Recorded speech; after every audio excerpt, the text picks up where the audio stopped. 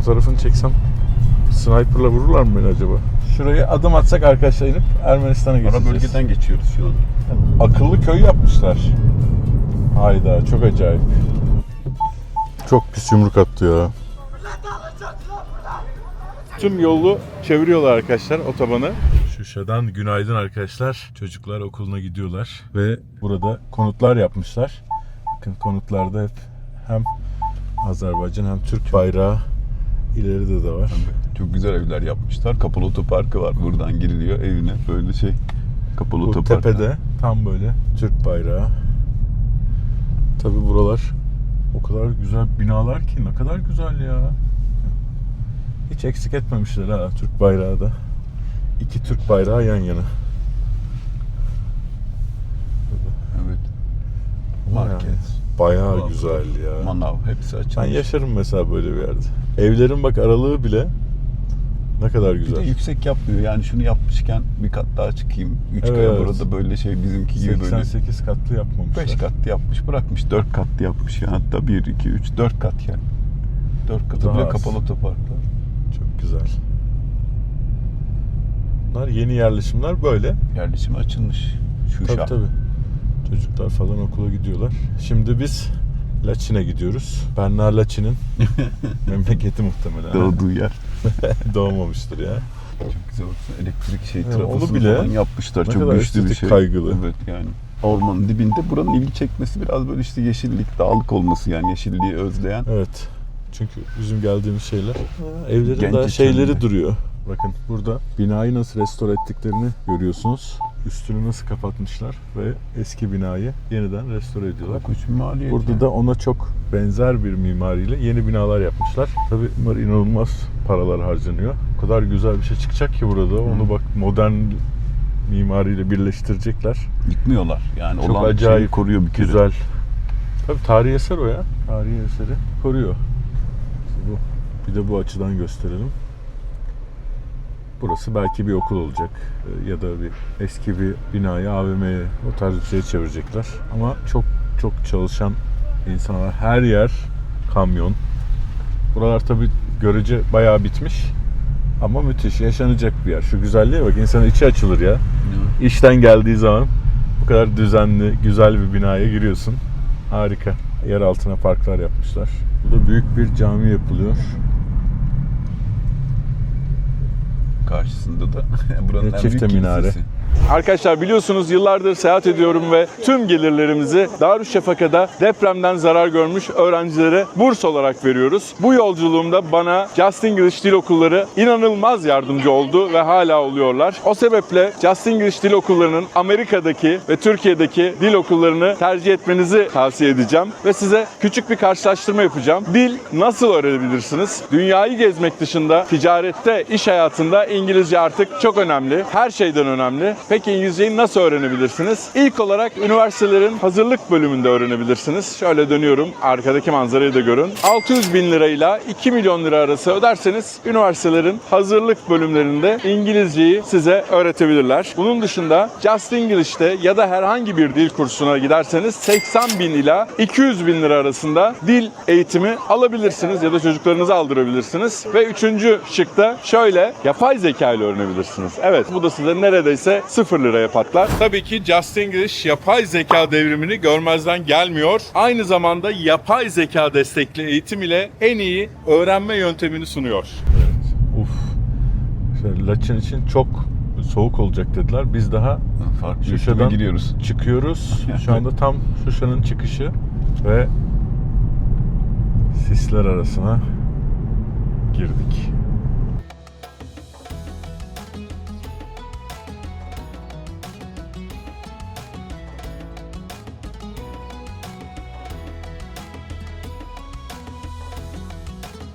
Duralım mı? Tamam. Artık ummandan şeyim böyle gözaltına alınmak istemiyorum. Umman'da ne tutmuşlardı be bize. Sıcakta arabada Sıcağın inin diyor. altında. Araba gözaltı şeyimiz oldu. Binin geri. Ha, indirmiyorlar bile. Ha, arabada. Biz de kaşındık ama ta Yemen sınırına kadar. Dağlardan. Ne işiniz var dedi adamlar.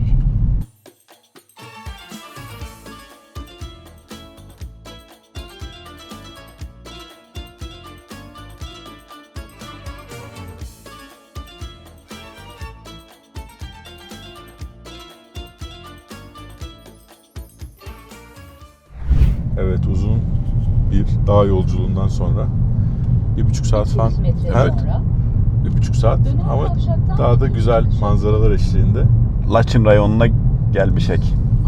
Karabağ Azerbaycan'dır diyor. Laçin rayonu mu burası? Evet. Abi Kubatlı. bu bayağı yepyeni burası artık böyle. Oo bak yukarıda otele bak. Sağa döneceksen. Laçin Resort Spa. Burası Bu tarafa gidiyoruz şey gibi. zaten herhalde. binalar falan bayağı. Çatılar matılar yine çok güzel yapılmış binalar. Gene bir İsviçre kasabasına Evet. geldik. Baksana tekli tekli. Burası bayağı hazır olmuş gibi. Ha? Bu Laçin doğasıyla ünlü. Yazın serin, kışın karlı. Ermenistan sınırı. Tam Ermenistan sınırındayız değil mi? Evet. Yukarıda böyle çok az binaları görüyorum. Tadilat yapılacak binalar çok güzel. Eski binalar var. Buralar bana Datça'yı hatırlattı. Sanki deniz varmış gibi değil mi? Dönüp denize ineceksin. Türkiye'ye de bayağı yaklaştık ya. Hani Zencigur koridoru olsa abi. Evet. 2 saat falan sürer Türkiye'den. 1,5-2 saatlik bir yol. Yine Türk bayrakları her yerde. Zencigur koridorunu açın artık ya. Trump reis. Dellendik. Neyse parası vereceğiz. Ermenistan sınırı arabayla buradan 25 dakika. Baksana tüm binalar yeni ya. Orada bak manzara var. Bak bak bak. da bir şeyler var. Bak şurada manzara Laçin yazıyor. Orada manzara var muhtemelen. Bak görüyor musun? Evet, Acı araba yazıyor. Bir yerden sonra gitmedi. Nereden gidiyor? Acı kısmını görüyorum. O çadır, otağı. I love Laçin. Üf. Dananam. Aşağı bir cami yapılıyor. Yol işte Ermenistan'a gidiyor. Evet. Buradan devam edecek o koridor. Buradan Zencegur'dan vuracağız arkadaşlar Türkiye'ye. Nahçıvan üzerinden. Bundan sonrası Zengezur işte. Şu dağlar Zengezur aslında. Bakalım. Zabuks diye bir yer var. Zabuks buraya 17 dakika mesafe, 16 dakika mesafede. Çok yakın şeye. Bak burada eski heykeller var. Evet. Koçbaşı, at heykeli. Bunlar bayağı eski gibi. Evet arkadaşlar Laçin burası. Yeni oteller yapılmış. Yollar yeni. Cami yeni. Dev tesisler kurulmuş. Tabi burası Zencegur koridoru açıldıktan sonra Türk turistlerin de uğrak yerlerinden bir tanesi olacak. Laçin, Şuşa, Hankendi diye gezeceksiniz. Bakü tabii ki. Gence müthiş bir yer. Burada tamgalar. Güneş tamgası. Temiz bal burada. Evet, Laçin'in tepesine çıktık. Burada hastane var, bal var. Merhaba. Kolay gelsin. Bu ambulans kullanılıyor mu? Gerçekten çalışıyor mu? Çalışıyor. Çok güzelmiş. Çalışmayan yok. Tam çalışıyor. Çalışmasa ne işi var burada diyorsun abi değil mi? Yani. Aynen öyle. Çok iyi. Mantık budur. Çok güzel. İşliyor. Sovyet'ten kalma. Sovyetlerden kalma evet. Aşağıdan gördüğümüz eski binalar. Bunlar da bayağı sağlam. Renove edilmiş. Oh mis gibi esiyor. Çocukların resimlerini koymuşlar. Bunlardan güzel okul vesaire, restoran artık ne yapacaklarsa. Harika bir manzara, önünde bahçe. Yani yapılmış. Hatta eski bile olmayabilir bunlar ya. Eskiyi muhtemelen renove ettiler. Harika binalar. O dediğimiz Zabuk, Kubatlı. Onlar Şuşa. sınır artık. Evet. Şuşa tarafına Bakü'ye geri döneceğiz. Bugün Bakü'ye döneceğiz. Laçin'i size gösterelim dedik. Tabii ki yol üstünde başka şeyler varsa onları da göstereceğiz size bolca. Karabağ küçük bir bölge ama bayağı gezdik. Size elimizden geldiğince girebildiğimiz her yere Orada girdik. Selamünaleyküm. Nasılsınız? Hoş geldiniz. Hoş bulduk. Türkiye'den geldik. Hoş geldiniz. Sefa getirdiniz. Nasılsınız? İyi misiniz? Güldü. Mikrofondu bu. Kaç kişi yaşıyor Laçin'de? Bəli. Kaç kişi yaşıyor burada? Neçə adam Kaç yaşayır? baş? Neçə adam? Neçə ailə var? Neçə Neçə Vallahi- aile var? Ailə çoxdur, amma Laçını ilə qaçırdıqlar, heç ailə zət qalmayıb. Ha, Bir 10-15 dənə məni kimi qoca sınıq salxaqlar qalıb. okey. İnanmırsan gedək qapıları döyək. Yok. 2000-dən yuxarı əhali köçürülüb. Bir sual veren yoktu ki ay nümayəndəlik. Niye bu cemaati kaçırdırsınız? Hani Laçının əhalisi? Alimi, akademiki, professoru. Niye kaçıyorlar? Ne oldu? İş vermirlər, güc vermirlər. Cemaatın balalarımız qalıb çöldə. Hoş gəlmisiniz, hoş gəlmisiniz. Xahiş edirəm bunu canlandırın. Şimdi insanlar Bakü'ye mi gidiyor çalışmaya? Bir də qayıdır yerinə. Cemaat pis yaxşı bir iş yeri, yurt yeri tapıb çörəyin qazanırdı. İndi bu deyə balalarım qalıb ortalıqda. İşdən çıxardıblar, alladıb töküblər bizi bura. Ha sen. Bəli, Sen nereden geldin amcam? Bakıdan. Bakü'den geldin. Bəli, İşten Bakıdan mi çıkarttılar? Yox, mən pensiyaya çıxmışam. Ha, Oğlum gəlib məni saxlamağa. Ha. İndi də o cavanların hamısını işdən çıxardıblar. Aa. Hə, iş qutarıb, iş yoxdur, pul yoxdur. Allah Allah. Və bura yığışanlar ixtisasına uyğundur, Bakıdan gətirdilər. Bura Laçın cəmaəti üçündür. Evet. Qıraqdan gəlməli deyil. Gəlsin, əgər bilmirlərsə gəlsin. Amma Laçının alimi var. Hörmətli prezidentimiz rəhmətlik. Heydər Əliyev dedi Laçının alimləri, akademikləri, professorları, yaxşı insanları, mərd adamları indi hanı qardaş? 2000-dən yuxarı əhali köçüb bura. İndiyə gedək qapıları döyək. 15 dənə mənə kimi sınıq salxaq qalıb. Qocalar qalmışıq burada. Ha, az çok kişi yok. Ama gelir ya, daha şimdi inşaat var yeni. Xeyr, inşaat zat yoxdur, hamısı bağlayıb çıxıb. Bitti. Bitib çıxıb gedib. Deyə bu evləri çək, xahiş edirəm. Yarımçıq qalıb. Hamısı. Hamısı. Gedirsən deyir, narahat olma düzələcək. Ha bu yola verməklə deyil axı. İnşallah düzelir. İnşallah. İnşallah. Bak geliyor senin abi şey. Çox sağ ol. Ambulans. Minnətdaram. Çok- Xahiş edirəm bunu ışıqlandırın. Qoyun bu nümayəndəlik bir görsün ki burada cəmaət nə gündədir. Tamam. Koyacağım. Birinci xoş gəlmisiniz. Dönə-dönə Teşekkürler. gözünüzdə yeriniz var. Eyvallah abi. Qonağım ola bilərsiniz. Eyvallah. Çok sağ olun. Pensiyamız adımı da almışam, keyfim kök. Teşekkür ederiz. Görüşürüz. Bakü'ye nasıl gidiliyor Bakü'ye? Suşadam nereden gitmek lazım? Zencilan yolu mu? Ha? En iyi oldu Bakıya. Tamam. Aşağıdan gidiliyor.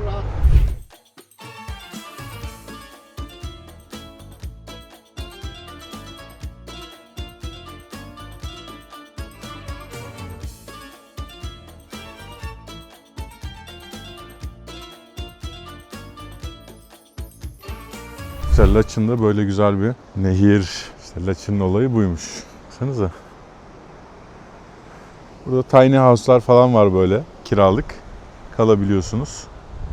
Restoranlar var. Şimdi bu aşağı yoldan, yukarıdan geldik. İran sınırı üzerinden Bakü'ye gideceğiz. Bakalım İran sınırı nasıl, yollar nasıl? Onları göstereceğiz size. Bayağı tüm Karabağ size neredeyse göstermiş olacağız. İran sınırı üzerinden Bakü'ye gideceğiz. Güney sınırından. Geçi yorulur adam. Ne kadar şey olur. Ona göre. Buradan şimdi Bakın arkadaşlar. Burada tehlikeli arazilere yakınlaşmayın. Patlayıcı sursatlara dokunmayın. El bombası, mayın çok yaygın. patlatabilir. Çok yaygın. Gerçekten de biz bazen girdik size göstermek için ama yani o binalara falan girmeyin. Çünkü adam askerdir. Evime giren patlasın diye koymuş durmayın. Muhtemelen kontrol edilmiştir ama yine de dikkat edin. Laçın karşısı. Laçın'a veda. Laçın'a veda ediyoruz. Tam bir dağ köyü. Şimdi Cebrail'den geçeceğiz. Bahtlı Cebrail. Evet, Cebrail. Bakü'ye değil mi? Bakü'ye gidiyor. Oradan da Bakü'ye. Oo, çok güzel bir nehir üzerinden.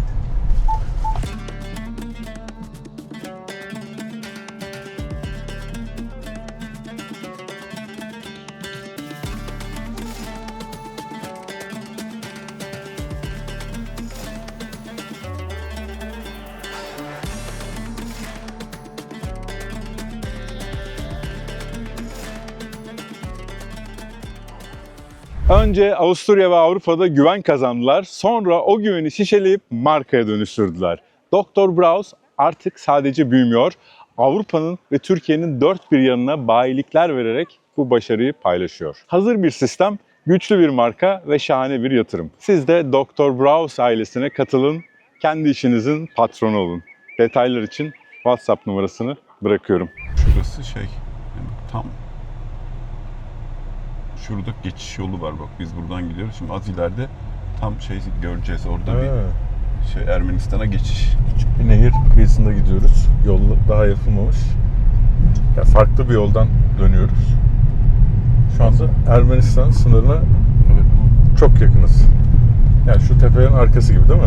Evet ama bu az ileride bu ırmak Ermenistan sınırı olacak. Ha, ırmak. Göreceğiz karşıyı Evet. yani. Hadi canım. Evet. İşte buralar Türkiye'ye bağlanacak Zencegur'la. Biraz daha asfaltımsı bir yoldayız şu anda.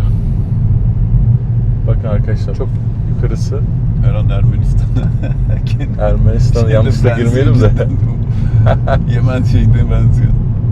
iş maşini çıkabilir. Dikkat. Bakın sınır karakollarından bir tanesi Ermenistan'ın. Her şeyin. Diyor. Ha, oradan mı gidiyoruz? Bak o görüyor musun? Azerbaycan'ın sınır karakolu. O arkadaki Evet. dağlar Ermenistan olabilir. Evet, evet.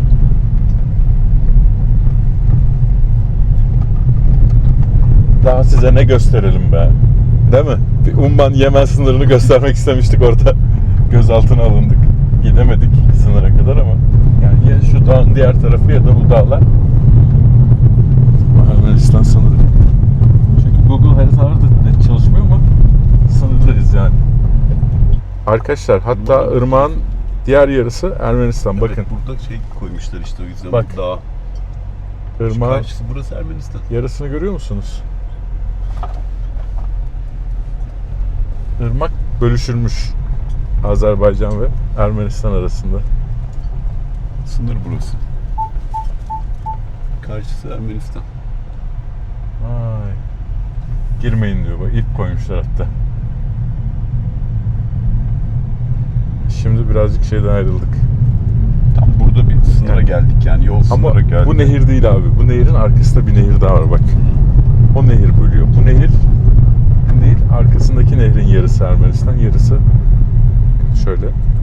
Ama bir yaklaşsana bak beni şurada gösteriyor. Tabii, Bak, ben Ermenistan'da gözüküyorum şu anda. Şu anda biz Ermenistan'a geçtik. Ben de Ermenistan'a geçtim. Haritada yani, harita olarak. Evet.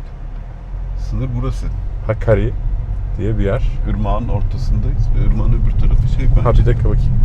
Ha o küçük ırmak geçti zaten. Biz evet şu anda tam evet şimdi Azerbaycan'a döndü. Bu ırmağın yarısı Azerbaycan, yarısı Ermenistan. Burada Yukarıdaki bu görüyorsun. yol işte aslında. Ha Ermeni bayrağı koridor. var bak. Gördüm. Bak Azerbaycan Bu yol işte koridor. Türk bayrağı. Ermeni Baksana bayrağını Azerbaycan görüyor musunuz? sınır kapısı. Evet, Bu evet. tarafta Ha. bu Zengezur buradan geçiş olacak işte evet. Abo, dur. Fotoğrafını çeksem sniper'la vururlar mı beni acaba? Evet arkadaşlar şu anda Ermenistan sınır karakolunu çekiyorum ve Ermenistan bayrağını da görüyorsunuz ve burası da tamamen Yol yapılmış işte yani Zengezur bura işte Polat yol. evet buradan Sınırdan geçilecek. Türkiye'ye doğru basacağız. Buraya zaten bakın geçme diyor. Bir daha çekeyim. Ne kaşınıyorum ha. Bayılırım kaşınmaya. Evet burası arkadaşlar. Şu arkası Ermenistan. Bakın burada da var bir tane şey. Burası da Ermenistan bayrağı var. Hadi gidelim abi. Vuracaklar bizi. Vuracaklar. Ya o ırmaktan karşıya geçseydik Ermenistan'a geçmiştik. Şurası Ermenistan işte zaten. Evet, Şu tabii yani köprünün yarısı gibi düşünürsen. şuraya adım atsak arkadaşlar inip Ermenistan'a Ara geçeceğiz. bölgeden geçiyoruz şu anda. Evet. Azeri Türk askerimiz. Türk askeri. Yol bizi nereye getirdi? Tam şeye Vallahi. getirdi yani hiç buraya gelmeyi düşünmemiştik yani. Zengezur koridorunun şeyi yani baksana tabelaları falan bile dikmişler yani şeye hoş geldiniz.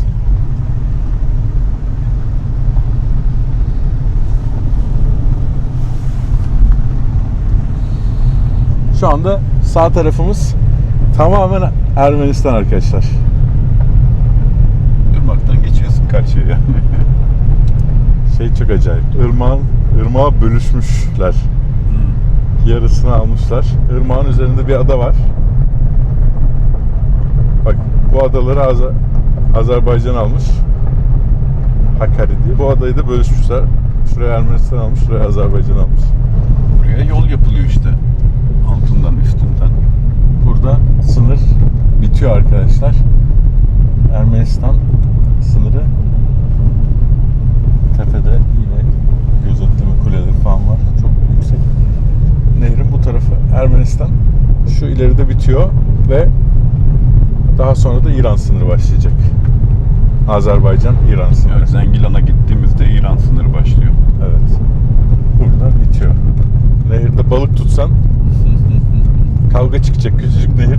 Bir tarafı şey, senin oltan bizim tarafa geçti diye. Evet, asfalt. Yaşasın. Evet yani şu anda Kubatlı'dayız. Hep yıkılmış, terk edilmiş köyler var Kubatlı'da. Çok eskiden terk edilmiş ama bayağı artık antik şehir gibi. Yol boyunca böyle evler görüyorsunuz. Hepsinde şehitlikler ve evler Türk bayrakları sallanıyor. Hem Azerbaycan hem Türkiye'nin iki Türk bayrağımız yan yana. Bir ev vardı değil mi? Evet. Sen de yani ilgin böyle çekti. şey, Ev asmış. tek başına bir ev. Böyle hiç başka yakınlarında ev falan da yok yani. Şeyi asmış. Türk bayrağını asmış böyle. Çok şaşırıyor insan yani böyle.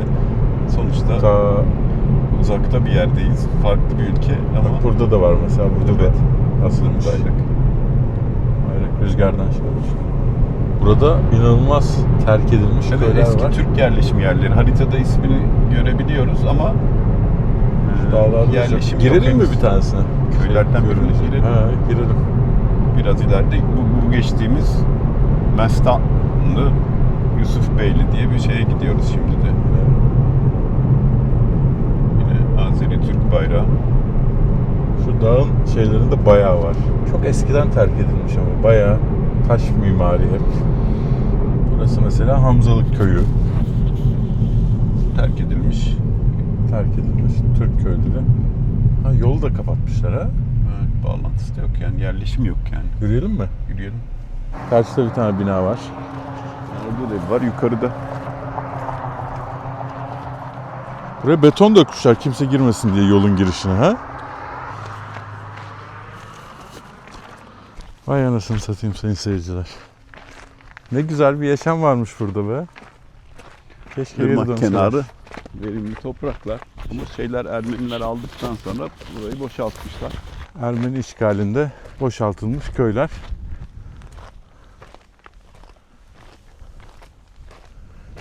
Ermeni hayatlar vardır burada. Burada şehit Eski yol olmuş köyün bir içinden asker. gidiyormuş. He? Eski yol köyün kenarından gidiyormuş. Yeni yol yapılmış. 93 yılında şehit olmuş. Cebrailov Müslüm Bakioğlu. Ya bayraklar bile ne kadar temiz, yeni.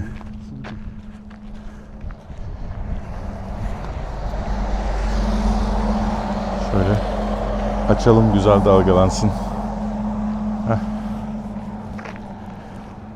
Ha, şimdi. Ne güzel oldu. Köyün karşısında da evler var. Duruyor. Böyle girmeyin arkadaşlar. Yine mayın vesaire olabilir. Ne kadar güzel yapmışlar ya. Penceresi vesaire. Kocaman pencereler. Ferah ferah. İlk yaptıklarında ne mutlu olmuşlardır. Başımızı sokacak bir evi yaptık diye. Ermenistan'ın işgali inanılmaz haksız bir işgal. Sadece bu insanlara verdikleri acıyla kaldı. Bir şekilde yaptıkları yanlarına kalmadı ama bu insanları yerlerinden, yurtlarından etmiş oldular. Şurada da bir tane. Ne kadar güzel bir köy ya. Bakın. Ta nerelere kadar yayılıyor köy. Yusuf Beyli. Ha, Yusufbeyli köyü. Ha. O kadar da sağlam yapmışlar ya. Baksana duvarlara. Kalınlığı. Özellikle yıkılmış bence yani. Evet. Bir iki şey vurup yıkmışlar yani. Aşağıda bir tane çatısı olan var yalnız. Hala çatısı duran. Ağaçların arasında bir ev duruyor. Evet. Hadi gidelim. Şimdi İran sınırına bayağı yaklaşıyoruz. Böyle yeşil çatılı, çok güzel yeni evler, köyler çıktı. Bakın bunlar eski köyler. Yollar çok güzel bu arada. Güney, Bakü'ye giden güney. Ve böyle yeni İskan evleri gibi yeni köylüleri yeniden getiriyorlar yani burada. getirecekler. Bunlar bayağı birkaç ay bitecekmiş gibi. Ne güzel yapmışlar ama çatıların aynı olması ne kadar hoş. Mehmet Beyli kendi. Mehmet Beyli Village yazıyor altta bir de Village. O burada devam ediyor. Bayağı büyük bir Evet. yerleşim oluyor. Zencilan diyor. Ağlı Zencilan. Smart Village. Ağlı Zencilan. Bayağı şey bu ya. Akıllı köy yapmışlar. Hayda, çok acayip. Çok güzel be. Ne kadar güzel köyler. Smart Village diyor ama. Muhtemelen cep telefonu koyuyorsun, ışıklar yanıyor falan. Hani ısıyı ayarlıyorsun eve gitmeden. Sıcağı, serini. Tabii bu kadar terk edilmiş köy varken demek ki burada inanılmaz bir iyi bir tarım da var. Onun için insanları geri getiriyorlar ve müthiş bir hayat fırsatı sunuyorlar. Bu çok güzel. Köyler yaşanacak Şehir gibi köyler. yani. Şiir gibi yapmışlar çatılar matılar. Çok Yani güzel. şeyden daha kalabalık. Hocalı'dan falan çok daha kalabalık. Evet, evet. Karşısı İran. Koda Afarin Koda Aferin diye bir şey yazıyor. şehir. Şehir değil mi? Evet. Aras Nehri. Göl gibi duruyor. Aras Nehri yazıyor. Karşıları İran arkadaşlar. Evet, baraj var İran tarafında bak. Evet, o İran'ın barajı. Ermenistan sınırından sonra İran'ın Ulu Dağları. Baraja şey yazıyor. Kudafarin su ambarı. Su ambarı. Şu karşıdaki köy İran köyü. Kudaferin herhalde. Ferin mi? Kudaferin mi? Bir tane sınır kapısı geçeceğiz. Orayı çekeriz. Uhu. En sevdiğim şey sınır kapılarıdır. Burada şey de değişti be abi. Baksana iklime. Değişik Evet. bir... Yine şeye döndük. Düzlüğe geldik. Ha. İran çölümsü böyle kurak. İklim bir anda değişti o şeyden sonra. Laçin'den yarım bir saat sonra. Buradan Nuri Bilge Ceylan'a sesleniyorum. Gel kardeşim. Çek burada bak. Tam bir Nuri Bilge Ceylan sahnesi. İran sınırında yine iki Türk bayrağı yan yana. Ve burada da tren istasyonu, tren yolu yapılıyor. Solda da otoban Otoban. yapılıyor. Yani iki tarafımızda da yeni bir şey. Evet, buralarda üzerinde gittiğimizde zaten bayağı yeni bir yol.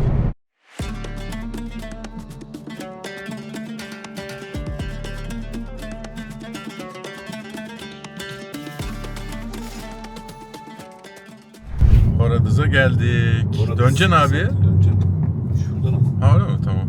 Şöyle yani. Kahramanlar Parkı. İlk prezidentimiz Haydar Aliyev. Horadız arkadaşlar İran sınırında bir Cebrail ilçesine bağlı, rayonuna bağlı bir köy ya da kasaba gibi bir yer. Kasaba gibi duruyor. Burası da bayağı modern, güzel Fuzuli yolları rayonu. arası. Rayonuna bağlı yukarıda. Abi Suzuli, pardon, Cebrail dedim. Fuzuli. Fuzuli rayonuna bağlı. Şeyleri öğrendik. Şimdi bakacağız İran'a geçiş var mı? Evet, en azından yürüyerek ya da sınırında Ha, bir şey yaparız. yürüyerek belki girip çıkabilecek miyiz bakarız. Ya ne kadar düzenli şeyler. Yolların güzelliğine bak ya. Hı. Bak çok alışveriş var. Sınır ya. Evet. Diğer taraftan Mesela geliyorlar. İranlılar geliyor. Döner.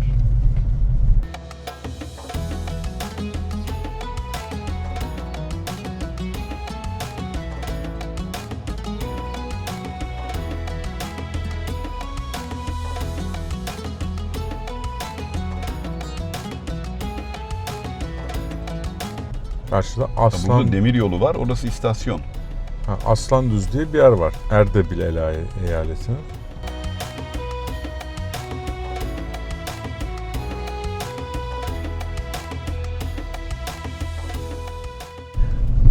Ondan da geçtik. Evet, İran'a doğru yola çıkıyoruz arkadaşlar. İran, Azerbaycan sınırına gidip İran'dan sınırı geçmeye çalışacaktık ama Aslan Düz'e giden Google Maps'in gösterdiği yerde. Baksana şey gibi. Ha? Yol kapatılmış işte burası artık sınır yani. Ara bölge. Karşısı İran. Geçiş olmadığı için kapatılmış yani. Buradan bu yol açık olsa dümdüz geçtiğinde İran'a ulaşıyoruz. İran'a geçiyorsun Evet. ama yol kapalı. Baksana şurası işte. Evet. Yollar orada. Ama buradan kapatmışlar. Ha, oradan gelen bir yol var. Fatih orayı veriyor. Oraya gidelim. Oraya Evet. yol geliyor. Gidelim bakalım. Kır abi Oo, sınırı. ama yok ya gidiyor. Buradan mı gidiyorsun? Yok öyle değil. Yok ya. Döneceğim de oraya gelen yol. Allah, kaçak sınır geçişi diye bir de taramasınlar bizi. Burada yazı da varmış. Azerbaycan'a hoş geldiniz yazısı Muhtemelen öyle. muhtemelen. Baksana. bu şehrin merkezindeki böyle bir parka geldik. Restoran Yeşil Bağ. Yeşil Bağ, Yaşlı Bağ diye okudum. İran malları, Helal kesilmiş taze dana kuzu eti. Göyücü faziletleri ve nimetleri. İran ürünleri Merhaba, satılıyor. kim bakıyor? Ne yemek var?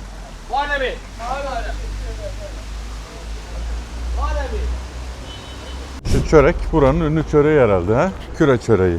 50 kopik. Bedava. 12,5 lira. 12,5 lira. Ha sen döner yersin. Evet, döner yerim. Kolay gelsin. Bir oturalım. Merhaba gençler. Bu nedir ya? Çörek mi? Nereye oturalım? Nasılsınız? İçinde bir şey var mı? Oo, Yok. güzel. Döneri içine mi koyuyorsunuz bunu? Dönerin çöreği əlavə, başqa çörək. Ha. Sadəcə satış çörəyi. Tamam ben döner alayım. Arkadaki ne eti? 2 tane. Sen Erkan Hoca nereye gitti? Ya Fatih ya, canavar gibi. Evet. Aleykümselam. Ben döner alayım bir tane, et döner.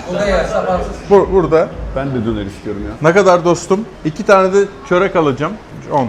Teşekkürler. Hocam buradan İran'a geçiş yok mu? Yok. Ha, eskiden vardı. Ümumiyyətlə Azərbaycan quru sərhədləri bağlıdır. Ha? Azərbaycan quru sərhədləri bağlıdır. Ha, okey. Baktık da göremedik. Eyvallah. Teşekkürler. Axşam baxsan vəbşə işıq. Ha? Axşam baxsan qaranlıqda vəbşə işıq. Ha, ışıklar gözüküyor, evet. Eyvallah. Evet arkadaşlar. Of. Çok güzel.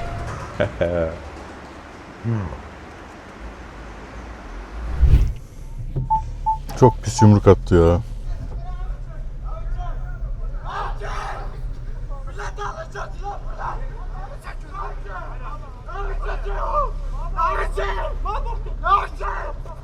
Bas bas git. Artık şey, beni tutun şeyi.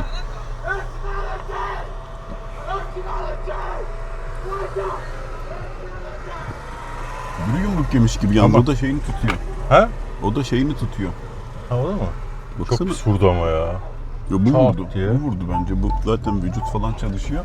Öbürü de bas bas bağır. Yok, o bağrını vurdular. Evet. Ama bu Bağrına beni tutun vurdu. diye yani Tutmayın öbürüne beni. vuracak olsa hemen kurtulur gider vurur yani. Fark ettiyseniz hiçbir şeyimiz farklı değil. Çok benzerliklerimiz var. Mutlu döner çok güzel bir. Evet, Mutlu Döner'e gelin. Ama burada sınırı kapatmışlar. Öyle dönerciyle konuştuk. İran tarafına gidemedik. Hı hı. Sınır, İran sınırı kapalıymış. Tabi bunlar sınır kasabaları, ticaret. Gizli şekilde, kaçak şekilde yapılıyordu. Yapılıyor mu? Yani sınır kasabaları ticaret olmadan para kazanmaları çok mümkün olmuyor. Açılırsa daha iyi olur muhtemelen. Sebebi de vardır ama tabii ki muhtemelen. Bizim arabayı buraya aldılar. Tüm arabaları bu tarafa aldılar. Tüm yolu çeviriyorlar arkadaşlar, otobanı. Biz anlamadık başta. Cumhurbaşkanı, Azerbaycan Cumhurbaşkanı geçecekmiş. Onun için gelen gideni topladılar bu tarafa. Ben de Cevat Kelle olarak kameramanınız. Yani ileri gitmemize izin vermiyorlar. Sağ çektirdiler. Dediler Cumhurbaşkanı 10 dakikaya geçecek. Bekleyin, o kadar. Ya başta açıklama da yapmadılar da sonradan. Durduğumuz yer yukarı Karabağ kanalı diyor. Oradayız. Bakalım.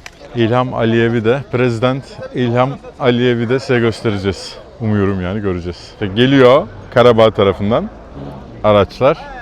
Hemen sağa çektiriyorlar. Yemin ediyorum bir saatimiz gitti ha. Vallahi. Bir de ilk durdurulan arabayız yani. Ha ya, ilk bizi durdurdular. Bizden öncekine geçti, sonra bizden gelen herkese. Bizi... Baksana şey. Hepsi hazır oldu, bekliyor. Bunları kamera Yol polisi trafik polisi arkadaşlar. Bizdeki. Nasılsınız? Merhaba. Aleykümselam. Aha, geliyor. Prezident geliyor. Aha. Allah. Sen çeşimi yığıştır olmaz. Olmaz mı? Tamam. Evet, herkes. İlk defa böyle bir şeyle karşılaşıyorum. Çekmek yasak dediler. Çekmeyi bıraktım. Şimdi herkes yoluna devam ediyor. Hadi bakalım. Güzel. Kaos, kaos! Kaos! En sevdiğim. Kaos arkadaşlar. Kaos. Twitter'cısı onun. Kaos. Evet. devam ediyoruz. Yarım saat beklettiler bizi ya. Değil mi? Yarım saat temiz 40 dakika vardır ya. Bizim Evet. için de demek ki peki. Nuri Pilke Ceylan. Anadolu'da bir aile.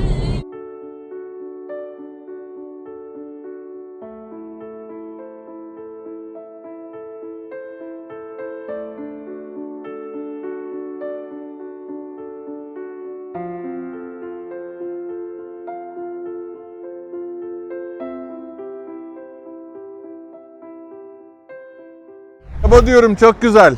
He? Yaşlı araba. Kaç model buna da? Kaç model? Mercedes abi ne Lada'sı ya? Mercedes'e Lada diyor. Evet arkadaşlar, Karabağ seyahatimiz sona erdi. Evet bakıyordunuz, kendinize iyi bakın. Umarım beğenmişsinizdir. Abone olmayı unutmayın.